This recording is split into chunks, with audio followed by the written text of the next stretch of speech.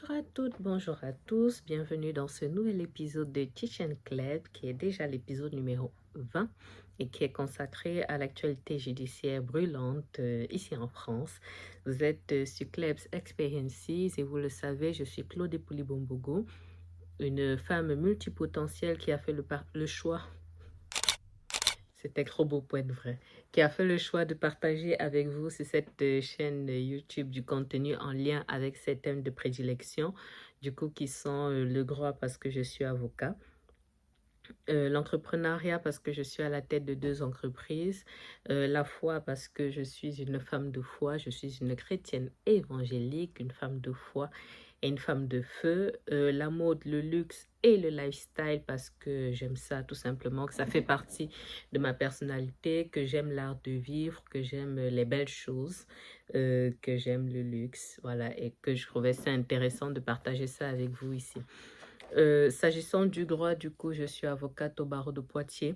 Je suis médiatrice inscrite à la Cour d'appel de Poitiers ainsi qu'au Centre national de médiation des avocats et je suis associée de la CELAL Club Avocat Médiateur. Dans le cadre de mon activité d'avocat, j'interviens dans plusieurs domaines qui sont le droit pénal, le droit civil de la famille et du patrimoine et enfin le droit des affaires. Voilà. Donc, avant de rentrer dans le vif du sujet, j'explique une nouvelle fois d'où me vient le concept du coup Chichen Club. Il m'a été inspiré d'un mode de prédication du coup de l'apôtre Mohamed Sanogo qui fait le concept pardon, Chichen Pray. Donc, ça veut dire en fait que au cours d'une prédication, il va alterner les temps d'enseignement et les temps de prière, voilà. Et je trouvais que ça faisait une dynamique intéressante et j'ai choisi en fait de m'en inspirer moi pour pouvoir en fait commenter chaque semaine une actualité, donc sous le prisme du droit naturellement, mais une actualité nationale ou internationale. Et j'ai le souhait en fait à travers cette actualité de vous proposer une vidéo Chichen Club tous les mercredis à 20h. Voilà. Donc pour le moment, on tient et puis on espère que ça va durer comme ça un certain temps. Alors pour le Chichen Club de cette semaine, j'ai vraiment hésité en fait j'ai hésité, on va dire, entre 2 thèmes parce que au départ, je souhaitais parler de l'actualité au Cameroun, qui est une actualité brûlante avec la préparation des élections présidentielles. Donc, il se passe beaucoup de choses et je souhaitais en parler. Mais il y a eu, j'ai été un petit peu doublée parce qu'il y a eu en fin de semaine dernière un énorme boom sur le plan judiciaire et même sur le plan sociétal de manière globale ici en France, avec du coup la condamnation de l'ancien président de la République avec un mandat de dépôt. Donc, je trouvais ça intéressant de pouvoir en parler d'abord en priorité. Voilà. Et après, la semaine prochaine, je pense que je parlerai du coup de l'actualité au Cameroun, sauf vraiment cas de force majeure. Donc, pour que mon propos soit structuré, comme toujours, je vous propose un plan. Donc, je vous propose en grand 1, on parle des faits. En grand 2, on parle du droit et des notions juridiques. Et en grand 3, l'avis de Club. Donc, grand 1, donc vous l'avez déjà vu au niveau de la vignette, mais j'ai choisi d'intituler cette vidéo « La condamnation et l'incarcération d'un président de la République ». Voilà, même si c'est un ancien président, il conserve le titre de président de la République. Donc, grand 1, les faits. Je vais essayer de faire succinct parce qu'il y a énormément de choses à dire sur ce sujet et comme je veux rester vraiment sur l'aspect purement juridique et que même sous cet angle-là, il y a beaucoup de choses à dire, je m'excuse par avance parce que je ne pourrai naturellement pas tout dire. Une fois n'est pas coutume, j'ai trop de lumière aujourd'hui. Bon, on va avancer quand même. Donc, l'actualité, c'est celle-là. Je vous mets des captures d'écran là, mais quiconque est sur le territoire français en ce moment peut difficilement avoir loupé en fait cette actualité. Donc, l'ancien président de la République est condamné pour l'affaire dite des financements libyens, est condamné à une peine de 5 ans d'emprisonnement. Ce n'est pas sa première condamnation, hein, mais ce qui est particulier du coup, c'est que je crois que d'abord, c'est la peine la plus sévère à laquelle il a été condamné à date. Donc 5 ans d'emprisonnement, mais mandat de dépôt. Et je vais en reparler par la suite. Mandat de dépôt, certes, a effet différé, mais mandat de dépôt quand même. Il interjette appel de cette décision, mais la décision est assortie de l'exécution provisoire. Donc justement, autre élément aussi, a sorti de l'exécution provisoire, ce qui fait en sorte qu'il ira en prison. Voilà. Il lui était reproché, en fait, 4 faits, donc association de malfaiteurs. Il a été relaxé de 3 faits et il est condamné du coup pour les faits d'association de malfaiteurs. Je vous mets la décision à partir de là. Ça, c'est que la motivation du coup qui a pu fuiter, on va dire, sur certains sites. Voilà. Et moi, je l'ai récupéré sur le site de Blast. Donc, en plus des réseaux d'avocats sur lesquels ça circulait, officiellement, vous pouvez retrouver sur le site de Blast. Et c'est là-dessus que j'ai enregistré ces petites vidéos. On a quand même 380 pages que de motivation. Donc, on ne va pas dire que la juridiction n'a pas travaillé, mais pardon, en tout cas, c'est motivé. Comme je disais, il y a plein d'autres personnes hein, qui étaient aussi poursuivies. Il y en a d'autres qui ont été relaxés. Et il y a des anciens ministres qui ont été condamnés aussi, dont Brice Hortefeux et Claude Guéant, mais qui ne font pas l'objet du coup de cette vidéo, puisque c'est l'ancien président qui m'a intéressé. Donc, il est convoqué le 30 octobre prochain par le parquet national financier qui va donc lui dire à quel moment il sera incarcéré. Voilà, donc je vous passe l'onde de choc que c'est. Le symbole est très important, j'en reparlerai dans la partie avis de Kleb. Voilà. Je vais décaler un petit peu comme ça parce que j'ai trop de lumière, mais j'en reparlerai dans la partie avis de Kleb. Je vais vous lire, en fait, je vous mets les captures là, mais je vais vous lire 3 réactions qui relèvent un petit peu, on va dire, les problèmes que... je ne sais pas si je peux dire les problèmes juridiques, mais en tout cas, 3 réactions qui m'ont semblé intéressantes à partager avec vous. Et puis, on va passer au grand 2. Parce que, comme je l'ai dit dès le départ, si je veux rentrer dans le détail de tout ce qui se dit, tout ce qu'il y a, c'est qu'on ne va pas en voir le bout, littéralement. Donc, je vous lis en fait sa réaction à lui-même à la sortie de cette audience-là. Donc, on va chercher du renfort avec mes lunettes. Donc, il dit, ce qui s'est passé aujourd'hui est d'une gravité extrême pour l'état de droit, pour la confiance qu'on peut avoir pour la justice. Plus de 10 ans d'enquête, des millions d'euros dépensés pour trouver un financement libyen dont le tribunal correctionnel vient de dire qu'il n'a pas pu, et pour cause, être trouvé dans ma campagne. Le tribunal a été plus loin en déclarant solennellement que le document Mediapart qui est à l'origine de cette procédure est un faux. J'ai été renvoyé devant ce tribunal pour 4 délits. Sur 3, j'ai été relaxé, pas de financement trouvé, pas de corruption. Je suis donc condamné pour avoir prétendument laissé faire 2 de mes collaborateurs qui auraient eu l'idée d'un financement illégal de ma campagne. Depuis toutes ces années, j'ai assumé toutes mes responsabilités. Je n'ai naturellement refusé aucune audience. J'ai été mis en garde à vue et j'ai été interrogé, ausculté, examiné de telle façon que la présidente du tribunal dit « Il n'y a aucun enrichissement personnel à vous reprocher, pas de financement illégal de ma campagne, pas d'enrichissement personnel. » Et la conclusion qu'en tire le tribunal, c'est que je dois passer 5 années en prison. Et alors même qu'on connaît mon adresse, qu'on peut me reconnaître dans la rue, que j'ai assumé toutes mes responsabilités, le tribunal prononce l'exécution provisoire pour me voir dormir en prison le plus tôt possible. Je demande aux Français qu'ils aient voté ou non pour moi, qu'ils me soutiennent ou non, d'apprécier ce qui vient de se passer. La haine n'a donc décidément aucune limite. J'assumerai mes responsabilités. Je déférerai aux convocations de justice et s'ils veulent absolument que je dorme en prison, je dormirai en prison. Mais la tête haute, je suis innocent. Cette injustice est un scandale. Je ne m'accuserai pas de quelque chose que je n'ai pas fait. Naturellement, je ferai appel. Sans doute devrais-je comparaître les menottes aux mains devant la cour d'appel. Ceux qui me haïssent à ce point pensent m'humilier, mais ce qu'ils ont humilié aujourd'hui, c'est la France, c'est l'image de la France. Et si quelqu'un trahit les Français, ce n'est pas moi, c'est cette injustice invraisemblable à laquelle vous venez d'assister. Je n'ai aucun esprit de revanche, je n'ai aucune haine et que chacun comprenne bien et l'entende, je me battrai jusqu'à mon dernier souffle pour retrouver ma complète innocence. Donc ça, c'est la réaction du coup de l'ancien président. Je vais lire aussi le communiqué de presse de l'association des avocats pénalistes et ça va faire le lien en fait avec le dernier document que je vais lire. Est-ce que je vais pas... Bon, je vais peut-être lire avant le communiqué du coup de la première présidence de la Cour d'appel de Paris qui a dû sortir du coup le 26 septembre dernier. Je l'affiche là, mais je vous le lis. Communiqué de presse, jugement du tribunal judiciaire de Paris du 25 septembre 2025 dans le dossier dit du financement libyen.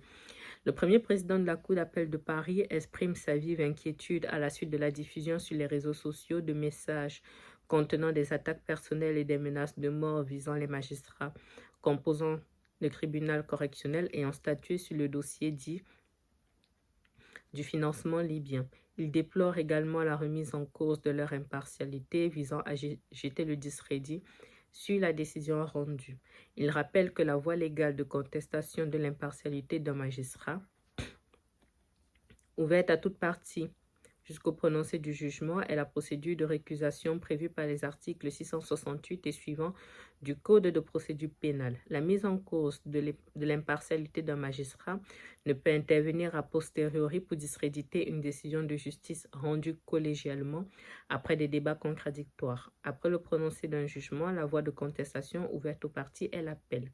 Dans un état de droit démocratique, la critique d'une décision de justice ne peut en aucun cas s'exprimer par des menaces formulées à l'égard des magistrats. Le premier président appelle solennellement au respect de l'institution judiciaire et de son indépendance, garantie essentielle de l'état de droit.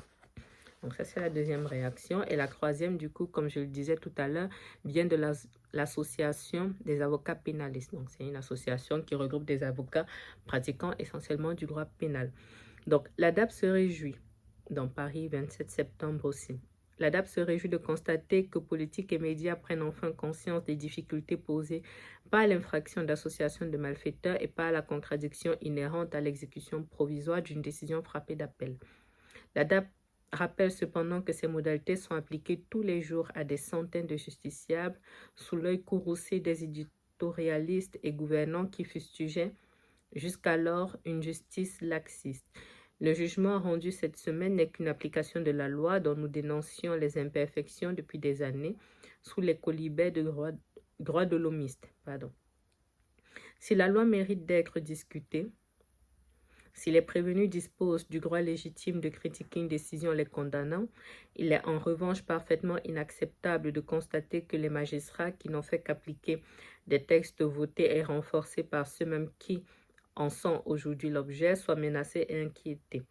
Puisse ce jugement être l'occasion de riches débats législatifs et non un prétexte pour fustiger la justice et les juges, piliers de notre état de droit et de notre démocratie. Parce que sans surprise, je ne l'ai pas précisé, mais comme toujours dans de telles circonstances, les magistrats sont menacés, ils sont critiqués, voilà, en fonction de qui vous supportez, j'ai envie de dire, voilà, ils sont critiqués, on considère que l'exécution provisoire ne devait pas être appliquée, voilà, les mêmes gens qui hier considéraient que la justice était trop laxiste considèrent maintenant qu'elle était trop sévère, ainsi de suite. Voilà, chacun tire un peu la couverture de son côté. Donc, sans transition, je passe au grand 2. Désolée, hein, je vais beaucoup bouger en fonction de la lumière, c'est pas la folie, mais bon. Vous me voyez et surtout vous m'entendez. Donc, grand 2, le droit et les notions juridiques. Il y a beaucoup de choses qu'on aurait pu voir ici, mais je vais partir en fait sur quelques textes et du coup quelques notions que je vais expliquer pour que vous puissiez bien comprendre le contexte dans lequel cette décision intervient et après je la commenterai par la suite. Donc, texte de loi, du coup, je l'ai dit, notre ancien président est reconnu coupable en fait de faits d'association de malfaiteurs. Donc, il y avait d'autres faits qui lui étaient reprochés, notamment la corruption, je vais en reparler après. Mais il a été reconnu coupable des faits d'association de malfaiteurs, étant précisé que, je le dis quand même là, le parquet national financier, a priori, interjette aussi appel de la décision. Donc, comme l'ancien président interjette appel, le PNF interjette aussi appel parce que dans les réquisitions, ils avaient sollicité une condamnation à une peine de 7 ans d'emprisonnement. Il rigole pas. Hein. Bref, 7 ans d'emprisonnement. Donc, association de malfaiteurs, qu'est-ce que c'est? Donc, c'est l'article 450-1 du Code pénal qui dit du coup, constitue une association de malfaiteurs, je vous l'affiche là, constitue une association de malfaiteurs, tout groupement formé ou entente établie en vue de la préparation caractérisée par un ou plusieurs faits matériels ou d'un ou plusieurs crimes ou d'un ou plusieurs délits d'au moins 5 ans d'emprisonnement lorsque l'infraction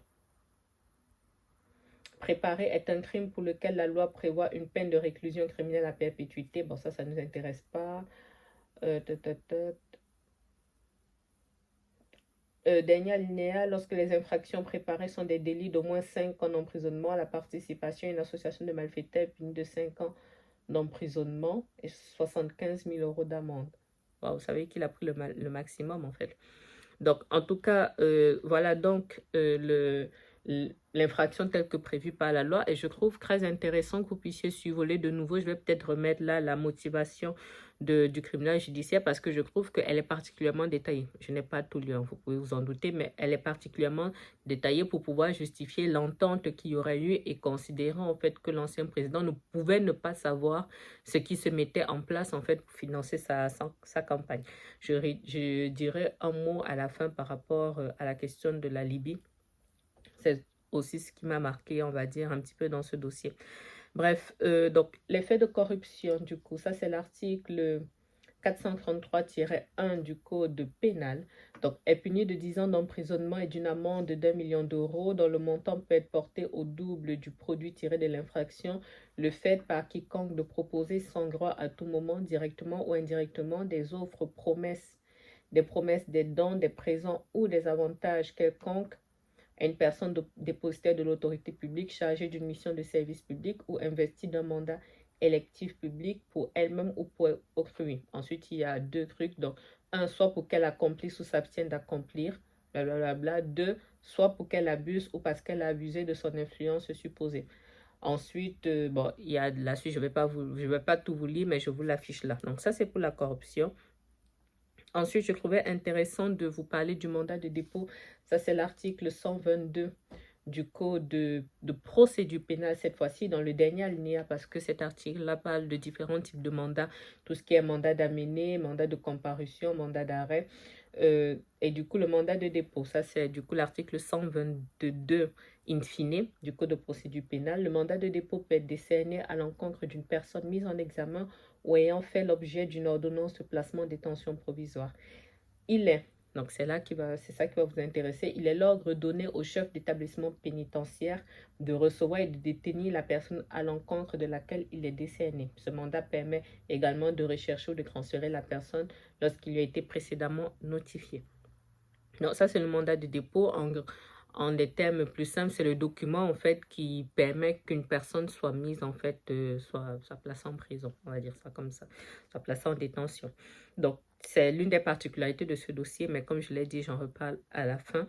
Et maintenant, je vais vous dire un mot sur le PNF. Si vous suivez régulièrement mon contenu ici, vous saurez que je vous ai déjà parlé du PNF parce que en janvier dernier, j'ai été en visite à Paris et j'ai visité en fait le tribunal judiciaire et je vous avais fait en fait un topo complet. Vous pouvez revoir cette vidéo-là. Si je retrouve l'affiche, je vous mets ici. Je vous mets la vignette là si la vidéo vous intéresse, mais j'avais parlé un petit peu dans les détails du parquet national financier. Donc, c'est une juridiction en fait spécifique. Je vous affiche du contenu là, mais je résume pour que ce ne soit pas trop long. Mais c'est une juridiction en fait spécifique qui avait été mise en place après, je crois, 2018. Oui, créée par la loi du 6 décembre, non, 2013 d'ailleurs, pardon. 2013, et je crois que c'était après... C'était pas ça après l'affaire Cahuzac. Voilà. Donc, cette loi trouve sa genèse dans un événement national, du coup, qui est l'affaire Cahuzac, dans laquelle le ministre délégué en charge du budget a été mis en cause puis condamné pour des faits, pour des délits de fraude fiscale et de blanchiment de fraude fiscale. Donc, c'est le parquet national financier, en fait, c'est un parquet spécifique qui est distinct du parquet classique près le tribunal judiciaire de Paris et qui a en fait pour vocation à gérer tout ce qui est fraude fiscale et grande délinquance financière. Et à la suite du PNF, on a d'ailleurs eu la création de la Haute Autorité pour la transparence de la vie publique.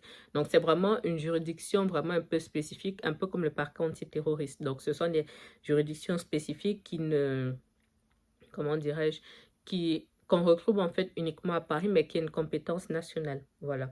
Donc, voilà du coup le texte. Je vous remets ça là. Donc, le PNF a commencé son activité en 2014 et son champ de compétences, du coup, 4 catégories d'infractions: atteinte aux finances publiques, donc délit de fraude fiscale complexe, fraude fiscale commise en bande organisée, escroquerie à la TVA de grande complexité, blanchiment, pardon, des infractions précitées.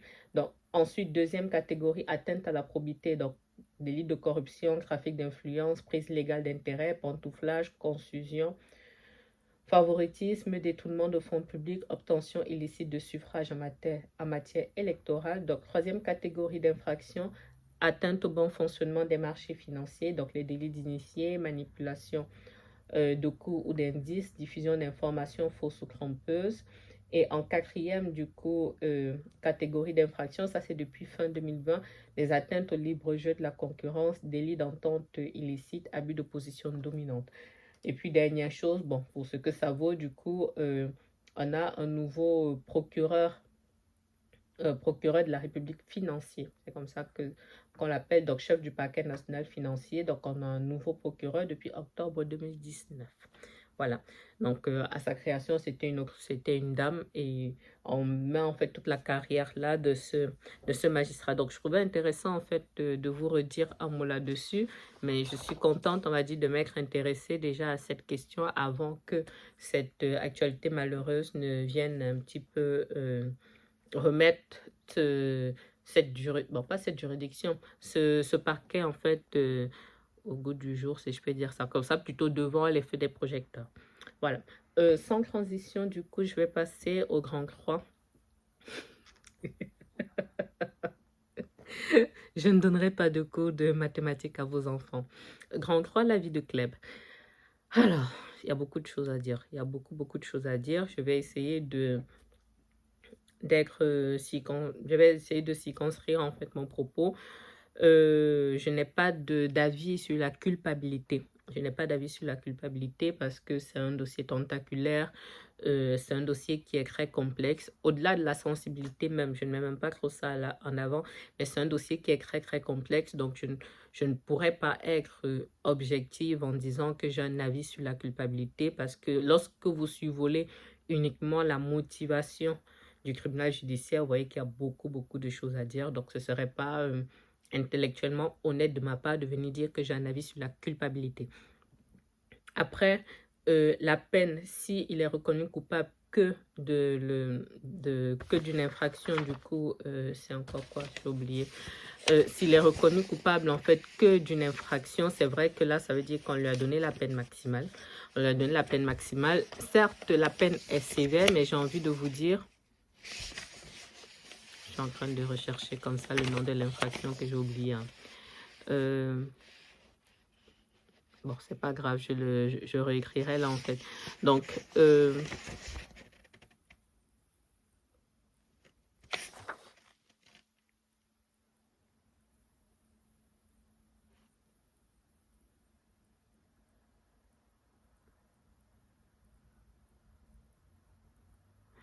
le financement illégal. Bon, bref, je couperai cette partie.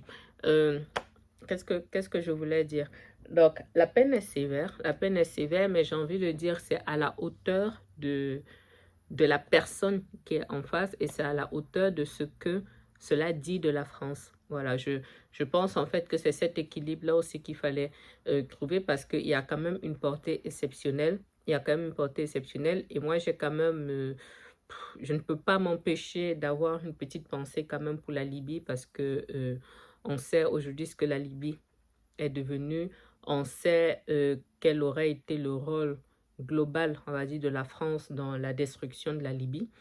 Je pense que ce qui ressort quand même, qu'il ait été informé ou pas, mais ce qui ressort quand même de cette procédure, c'est que les fonds libyens ont financé une campagne, qu'ils le sachent ou pas, mais que les fonds libyens ont financé une campagne et qu'on voit comment Kadhafi a fini sa vie et comment la Libye a été massacrée, qu'on voit tout ce qu'il y a eu autour, on ne peut qu'être, voilà, on peut que trouver ça dommage et je pense effectivement que ça ne grandit pas la France. Voilà, je pense que ça ne grandit pas la France. Donc, le symbole est vraiment extrêmement important à tous les niveaux. C'est un ancien président. C'est un ancien président.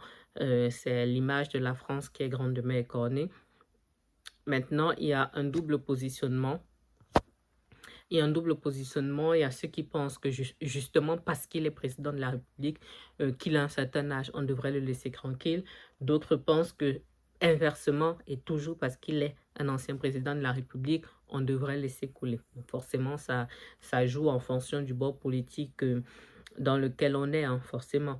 Voilà, après, pour ceux qui font un peu du pénal, il n'y a pas de suspense sur le fait que, nonobstant appel, il ne fera pas 5 ans d'emprisonnement. Non, il y aura des demandes de mise en liberté. Lorsque peut-être la condamnation sera définitive, il y aura des demandes d'aménagement de peine. Moi, je ne suis même pas sûre qu'il comparaîtra devant la cour d'appel avec les menottes, puisque aujourd'hui, il a 70 ans déjà, j'ai vérifié. Depuis cette année, il a 70 ans. Donc, il y a des dispositions spécifiques. Donc, il va aller symboliquement, effectivement, il va être incarcéré, mais je pense qu'il sortira, bon, je ne vais pas dire rapidement, il ne faut pas abuser non plus, mais il va sortir le temps de gérer des demandes de mise en liberté, il va sortir et pourra préparer son procès en appel étant à l'extérieur. Mais je pense que le symbole est vraiment très, très puissant et forcément, quand je dis j'apporte mon soutien aux magistrats sur la question de l'impartialité, c'est-à-dire que je considère que l'exécution provisoire n'était pas obligatoire effectivement dans ce dossier, mais comme l'ont relevé de très nombreux confrères, on le voit dans de très nombreux dossiers ici où des personnes, en fait, dès lors qu'il y a une condamnation, le tribunal prononce en fait l'exécution provisoire et la personne va en détention. D'autres n'ont même pas de mandat de dépôt à effet différé. Donc, voilà, c'est pas quelque chose. Je sais plus où j'ai vu. Si je retrouve en fait la recherche, je vous la mettrai là, mais il y a quelqu'un en fait qui a fait un commentaire en indiquant que 87% de nos décisions sont assorties, des décisions du tribunal correctionnel sur le territoire national sont assorties de l'exécution provisoire. Donc ce n'est pas quelque chose de nouveau, on va dire ça comme ça, c'est effectivement la personne qui je ne vais pas dire qui subit, mais la personne en fait contre qui la décision est portée qui cristallise en fait le symbole. C'est pour ça qu'on va dire ça, c'est pour ça que ça bavade beaucoup, mais en tout cas, soutien aux magistrats puisqu'ils doivent appliquer la loi. Ils doivent appliquer la loi, donc ils n'ont fait que appliquer la loi, donc on ne peut pas leur reprocher tout et son contraire, on ne peut pas leur dire de temps à autre qu'ils sont trop laxistes pour venir dire lorsque ça ne nous arrange plus qu'ils sont trop sévères. Voilà. Donc, ça envoie un message fort par rapport à l'indépendance de la justice. Et moi, je trouve ça bien, le courrier que la première présidence, le courrier de la première présidence de la Cour d'appel de Paris, moi, je trouve ça bien de protéger les magistrats pour qu'ils soient mis en fait en condition de faire leur travail. Après, chacun fera sa religion sur le fond du dossier, mais ils ont des outils en leur possession et ils travaillent avec ces outils-là.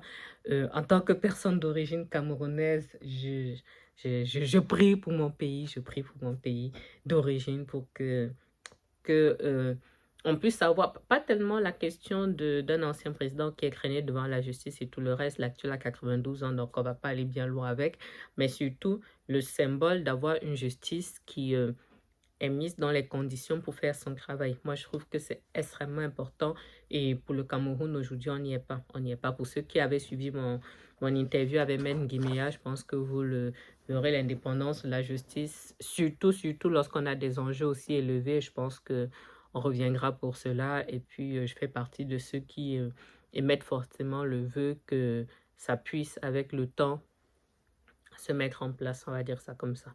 Voilà, je pense que je vais m'arrêter là pour cette décision-là. Je n'ai rien de plus à indiquer. Je n'ai pas parlé des autres ici parce que, comme je l'ai dit, ils retenaient moins mon attention. J'espère que cet épisode vous aura plu. Épisode un petit peu particulier, mais indispensable à traiter dans le cadre de cette rubrique. Je pense que la semaine prochaine, je pourrai enfin parler du Cameroun parce que la campagne présidentielle a commencé et il se passe beaucoup de choses, bonnes et moins bonnes. Donc, je trouve que c'est aussi de mon devoir de le commenter. Je vous remercie pour votre fidélité. Je suis contente d'en être à mon 20e épisode.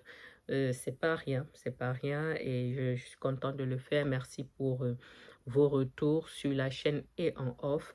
Je vous mets ici les vignettes des épisodes précédents, donc le Chichen Club numéro 19, donc de la semaine dernière et l'épisode de samedi. Je vous donne rendez-vous mercredi prochain. Je vous lis dans les commentaires dans le respect. Bon, jusqu'à présent, j'ai pas eu de problème là-dessus, mais je le précise toujours pour qu'il n'y ait pas de malentendu. Je vous lis dans le respect, sinon vous le savez, c'est un blocage. En attendant, je vous donne rendez-vous mercredi prochain pour un autre épisode du Chichen Club. Prenez bien soin de vous, surtout de votre santé mentale. C'est extrêmement important dans le contexte actuel. Et je vous dis en attendant, à bientôt sur Clubs Experiences. Au revoir.